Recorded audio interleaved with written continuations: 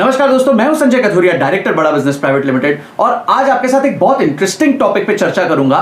आप लोग सब कोशिश करते हैं कि कोई ना कोई स्टार्टअप जरूर करें जिंदगी में, और स्टार्टअप करते वक्त मन में एक ही सवाल आता है कि फंडिंग कैसे लेके आए स्टार्टअप के लिए। आपको हमेशा लगता है जो फंडिंग लेके आते हैं वो पता नहीं कहां से आते हैं, ऐसा क्या करते हैं कि उनको फंडिंग मिल जाती है। तो इसी मिथ को तोड़ने के लिए आज मैं आपको इंट्रोड्यूस करने जा रहा हूं मिस्टर रोहन सिन्हा से। कौन है mister Rohan Sinha? He is the founder of Kohbee. Kohbee क्या है? कोहबी एक ऐसा प्लेटफॉर्म है जिसने क्रिएटर्स की जिंदगी में टेक्नोलॉजी को ईज कर दिया है। क्रिएटर्स जो होते हैं वो कंटेंट पे फोकस करते हैं, यूट्यूब पे वीडियोस बनाते हैं, पर वो उसको मोनेटाइज नहीं कर पाते, अपने कोर्सेज को ठीक से सेल नहीं कर पाते, उनको पता नहीं टेक्नोलॉजी कौन सी इस्तेमाल करनी है। ये सारी दिक्कतें उन्होंने सॉल्व कर दी हैं अपने प्लेटफॉर्म कोहबी के माध्यम से।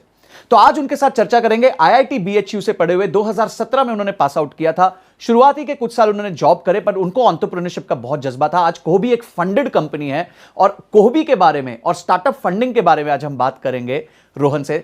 Hello Rohan, welcome to Bada business. Thank you so much Sanjay ji, ये one of the best introductions है। Thank you so much. So Rohan, आपके साथ मेरा पहला सवाल ये था कि कोहबी का आइडिया आपको कैसे आया? ये एक्चुअली मेरी खुद की प्रॉब्लम से लेके था। 2019 में मैंने और मेरे को फाउंडर ने शुरू किया था बच्चों के लिए कोर्सेज बनाना। अच्छा। एंड हमारे पास भी कभी पैसे नहीं थे, बट बिकॉज हम खुद आईआईटी से इंजीनियर्स थे तो हम अपनी सॉफ्टवेयर की प्रॉब्लम सॉल्व कर सकते थे। एक पॉइंट ऑफ टाइम के बाद हमें रियलाइज़ हुआ कि हमने जो सॉफ्टवेयर बनाए हमारी खुद की प्रॉब्लम्स को देख के वो बाकी लोगों के लिए बहुत ही ज़्यादा हेल्पफुल है। तो हमने डिसाइड किया कि हम इसको ओपन करेंगे। तो आपने बेसिकली जो अपनी प्रॉब्लम सॉल्व करी थी उसी को आपने एक सोल्यूशन बना के सब लोगों को ऑफर कर दिया। राइट। तो स्टार्टअप जब आपने चालू करी तो बहुत दिक्कतें होती है, और सबसे बड़ी दिक्कत होती है फंड रेजिंग की। तो फंड रेजिंग में आपकी क्या जर्नी रही और क्या क्या प्रॉब्लम फेस करी? क्या आपसे क्वेश्चंस पूछे गए और कैसे उसका आंसर किया आपने? फंड रेजिंग में जो मैंने अभी तक देखा है, सबसे बड़ा सवाल होता है कि आपके आसपास के लोग होते हैं, वेदर आपकी वाइफ होती है, आपके पेरेंट्स होते हैं या कुछ, मुझे लगता है पहला इन्वेस्टमेंट उनका लगता है जी। वो आप में भरोसा रखते हैं कि आप शायद उनको पैसे ना दे पाएँ। वो मेरे केस में मेरी मदर ने मुझे 2 लाख रुपए दिए थे। ओके। एंड लगभग उससे 1.5 साल बाद मैं 1 करोड़ रुपए रेज करने की कोशिश की थी, और वो हो गए थे 2.5 करोड़ रेज। रोहन, यहाँ बहुत सारे जो आज लोग आपको देख रहे हैं वो अपना स्टार्टअप करना चाहते हैं, और उनके लिए सबसे बड़ा बर्निंग प्रॉब्लम होती है फंडिंग। तो आप उनको क्या सलाह देंगे कि क्या कुछ चीज़ों का वो ध्यान रखें जब वो फंडिंग कराने के लिए जाएं, या अपने आइडिया को जब वो प्रेजेंट करें? पहली बात, लोगों को लगता है कि आपको किसी को जानने की ज़रूरत है। मेरे जितने भी इन्वेस्टर्स आए हैं उन्होंने मेरे बारे में पहली बार सुना था। तो अगर आप कोल्ड ईमेल कर रहे हैं, किसी को फ़ोन कॉल कर रहे हैं, किसी को 5वीं बार मैसेज कर रहे हैं, तो 6ठी बार मैसेज भी करें। वो लोग बहुत बिजी हैं और टाइम लग सकता है रिप्लाई आने में। सेकंड चीज़ ये, आप एक स्टार्टअप हैं जो फंड रेज करना चाहते हैं ना, तो आपको पहले खुद को इन्वेस्टर की तरह सोचना है। आपको एंटरप्रेन्योर की तरह नहीं सोचना है कि यार मैं तो इतना अच्छा काम कर रहा हूँ, कोई मुझे पैसे क्यों नहीं दे रहा। आपको ये सोचना है कि ये पर्सन आप में आज 100 रुपये क्यों लगाए, आपका कल का बिजनेस क्या होने वाला है। मैं जब शुरुआत में फंड रेज करता था तो मैं बताता था मैं क्या कर रहा हूँ, मैंने क्या किया है अभी तक। जो सक्सेसफुल फंड रेज हुई उसमें मैंने बताया कि मैं अगले 12 महीने में कहाँ पहुंच रहा हूँ। So focus on future, not on the past. Not on the past, because that is what the investor is interested in. वो इन्वेस्टर भी उसी में इंटरेस्टेड है। रोहन, एक चीज़ और आपसे पूछनी थी कि स्टार्टअप फंडिंग जो है वो एक इन्वेस्टर के मद्देनजर रखते हुए उसमें 2-3 चीज़ें। एक तो वो बड़े चेक साइज लिखते हैं, कोई 20 लाख लिखता है, कोई 50 लाख लिखता है, कोई मिलियंस ऑफ डॉलर्स लिखता है, और वो बहुत रिस्की इन्वेस्टमेंट है। तो अगर किसी को ये इन्वेस्टमेंट करनी हो तो क्या तरीका है कि वो स्टार्टअप्स में इन्वेस्ट कर सकता है? आपने इसके अराउंड कोई एक मॉडल बनाया है जो आपने मुझे बताया था कि बहुत इंटरेस्टिंग मॉडल है जिसमें आप लो टिकट साइज को भी अपने साथ जोड़ सकते हैं। राइट। मैं पहले बताना चाहूँगा कोबी क्या करता है। सो कोबी एक ऐसा ऐप है जिससे आप खुद की वेबसाइट, खुद के ऐप्स बना सकते हैं। आप अपना डिजिटल प्रोडक्ट्स बेच सकते हैं, जो भी आपके कस्टमर्स हैं आप उनको दे सकते हैं। आप उनके साथ एक डायरेक्ट रिलेशनशिप सेटअप कर सकते हैं। जैसे कि अगर आप इंस्टाग्राम पे हैं, आपके पास 10,000 फॉलोअर्स हैं, उसमें से लगभग 1000 लोग ऐसे हैं जो आपको सच में पसंद करते हैं, चाहे इंस्टाग्राम रहे या ना रहे जी।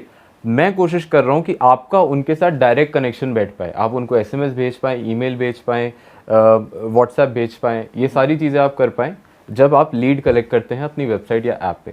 राइट। तो ये बहुत ही बड़ा बिजनेस सॉफ्टवेयर होता है। ये एक बिजनेस को चलाने का क्रक्स है। इसको मैंने एक ऐप में डाल के दिया है, राइट, जो अभी तक कहीं पे एग्जिस्ट नहीं करता था। अब मैंने ये जब क्रिएटर्स को दिया, हमारे पास लगभग 2 लाख क्रिएटर्स हैं जिन्होंने 140,000 वेबसाइट्स बनवाई हैं। ठीक है। इसमें से बहुत लोग मेरे पास आए, उन्होंने कहा हम काफ़ी पैसा कमाते हैं, हमें लगता है कि ये कंपनी बहुत ही इंपॉर्टेंट होने वाली है क्रिएटर्स की जर्नी में, हम इसमें पैसा डालना चाहते हैं। हमने कहा कि पैसा डालने के लिए एक स्टार्टअप में आपको एक एक्रेडिटेड इन्वेस्टर होना पड़ता है, आपको कम से कम 2 करोड़ से ऊपर की संपत्ति आपके पास होनी चाहिए। तब मुझे पता चला कि there is something called community round. Community round करके कुछ एक आप कर सकते हो, जिसके बारे में मुझे टाइक के थ्रू पता चला। तो हमने ये सारे क्रिएटर्स को देखा कि ये लोग पैसा डालना चाहते हैं, एंड टाइक में ये फ़ायदा है कि आप 5,000 रुपये से शुरू कर सकते हैं। ओके, तो एक आम आदमी भी एक स्टार्टअप में पैसे लगा सकता है। ये बहुत इंटरेस्टिंग बात बताई आपने कि आपको अब वो 20 लाख, 50 लाख, 1 करोड़, 2 करोड़ वाली जरूरत नहीं है। अगर आपके पास 5,000 रुपए भी हैं तो आप एक स्टार्टअप में इन्वेस्ट कर सकते हैं। पर स्टार्टअप इन्वेस्टिंग तो बहुत रिस्की है, ये बाकी एफडी, स्टॉक मार्केट, इनसे तो बहुत ज़्यादा रिस्की होती है। तो क्यों किसी को स्टार्टअप में इन्वेस्ट करना चाहिए? मुझे लगता है कि आप कहीं पर भी पैसे डालते हैं, हर चीज़ के एक प्रोज और एक कॉन्स होते हैं, राइट। वीसी इंडस्ट्री इंडिया में काफ़ी तेज़ी से ग्रो की है, लगभग $27 बिलियन लगे हैं लास्ट ईयर में, राइट, अपने आप। इसमें हर जगह पर हमने ये देखा है कि एक स्टार्टअप में पैसा डालने में आप यूजुअली 10 से 15x, अगर आप एक अच्छा स्टार्टअप पिक करें तो विद इन 1 ईयर हो सकता है। 10 से 15 गुना आपका पैसा हो सकता है, राइट। आपके लिए ये पॉसिबिलिटी ही एग्जिस्ट नहीं करती अगर आप उस गेम में कभी रहेंगे ही नहीं तो। जी। आपको एक पोर्शन, मैं ये नहीं कहूँगी कि आप अपना सारा पोर्शन लगा दें, बट 10% ऑफ योर पोर्शन या 15% ऑफ योर पोर्शन आपको लगाना चाहिए।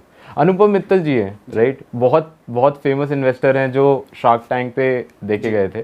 उन्होंने 250 स्टार्टअप्स में लगाए हैं, एंड वो सिर्फ स्टार्टअप्स में ही लगाते हैं, वो और कहीं पर नहीं लगाते, क्योंकि उनको पता है कि कम से कम एक पॉसिबिलिटी तो होनी चाहिए कि ये 15x 100x हो सकता है। जी जी। और अगर आप पिक करेंगे सही स्टार्टअप्स तो बिल्कुल होंगे। तो आपके साथ जिन्होंने इन्वेस्ट किया था शुरू में, उन्होंने कितना कमा लिया? नवंबर 2021 में जिन्होंने इन्वेस्ट किया था, अगर आपने 1 लाख रुपए इन्वेस्ट किया होता तो आज वो 6 लाख रुपए होता। तो आज हम अगस्त 2022 में बैठे हैं, 6 lakh, less than a year में वो पैसा 6 गुना हो गया है। तो 6 गुना पैसा होना बहुत मुश्किल होता है अगर आप एक साल में कहीं और इन्वेस्टमेंट करें तो।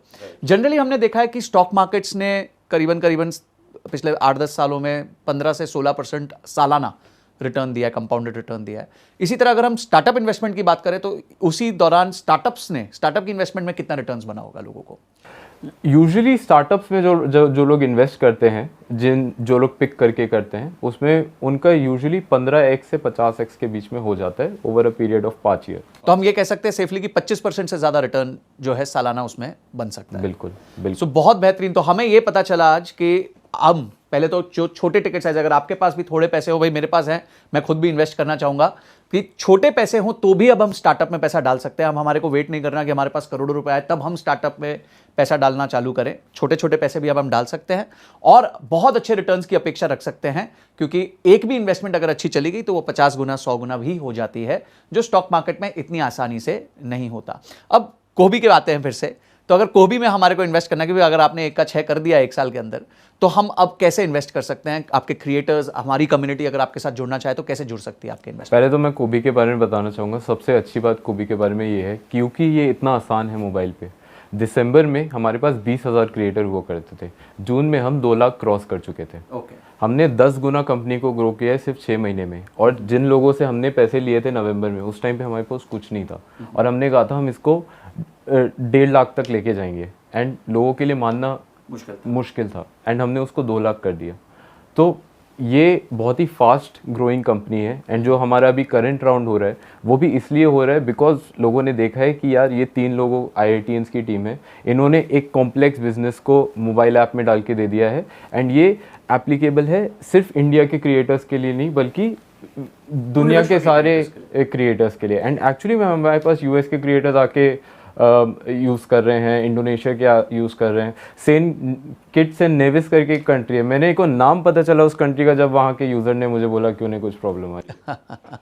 तो ये ट्रूली ग्लोबल सॉफ्टवेयर है ये। इसलिए हम लोग, जब मेरे को क्रिएटर्स ने बोला कि हम थोड़े से पैसे डालना चाहते हैं, तब हमने टाइक पे लॉन्च करने का प्लान किया है, एंड वहाँ पर आप जाके कोबी में इन्वेस्ट कर सकते हैं। सो हम यहाँ पे लिंक बता देते हैं, डिस्क्रिप्शन में लिंक डाल देते हैं, आपके पीछे लिंक आ रहा है कि कहाँ आपके साथ इन्वेस्टमेंट हो सकती है। और टाइक पे सिर्फ कोबी नहीं, अगर आप और भी कुछ इन्वेस्टमेंट करना चाहते हैं तो टाइक पे जाके कर सकते हैं, जिससे आपको पता चलेगा कि छोटे अमाउंट्स को हम कैसे स्टार्टअप्स में डाल सकते हैं और स्टार्टअप्स को जो है कैसे स्टार्टअप्स में निवेश करके देश में भी निवेश होगा और हमारा भी फंड जो है वो ग्रो करेगा।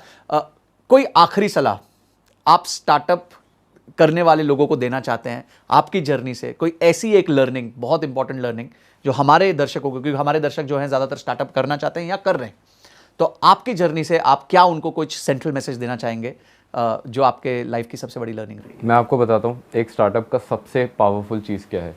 मैंने और शाश्वत ने लगभग 1.5-2 साल बिना सैलरी के काम किया है जी। ये एक मैरिज की तरह है। अगर आपको 2 इंटेलिजेंट फाउंडर्स मिलते हैं जो एक दूसरे में विश्वास रख पाते हैं, मुझे लगता है कि उससे ज़्यादा पावरफुल चीज़ और कुछ नहीं है। उस पर समय व्यतीत किया जाए। 80% स्टार्टअप्स को फाउंडर के मिसअलाइनमेंट की वजह से टूटता है। वाह। बाहर की कोई ताकत आपको नहीं तोड़ सकती अगर आप अंदर से ठीक हो तो हम एक मैसेज ये लेके जा रहे हैं कि जब आप स्टार्टअप करें तो एक अच्छा को फाउंडर ढूंढे, ऐसे को फाउंडर को ढूंढे जिसके साथ आप ट्रस्ट बिल्ड कर सकते हैं। अगर बाहरी सिचुएशन खराब हुई, परिस्थिति खराब हुई, तो भी आप लोग सक्सेस कर पाएंगे जस्ट बिकॉज आपका बॉन्ड इतना स्ट्रांग होगा और आप अपने स्टार्टअप को आगे लेके जा सकते हैं। So Rohan, thank you so much for coming here, talking to us. आज आपने बताया कि एक स्टार्टअप को बिल्ड करने में क्या क्या जाता है, आपने कैसे बिल्ड किया, फंड रेजिंग के बारे में कुछ मिथ्स को क्लियर किया, और सबसे इंपॉर्टेंट चीज़ जो आज हमारे को आप बता के जा रहे हैं वो ये है कि छोटे इन्वेस्टर्स भी स्टार्टअप में पैसा डाल सकते हैं और वो आपके साथ भी जुड़ सकते हैं और एक अच्छा रिटर्न कमाने की उम्मीद कर सकते हैं। Thank you so much. Thank you so much.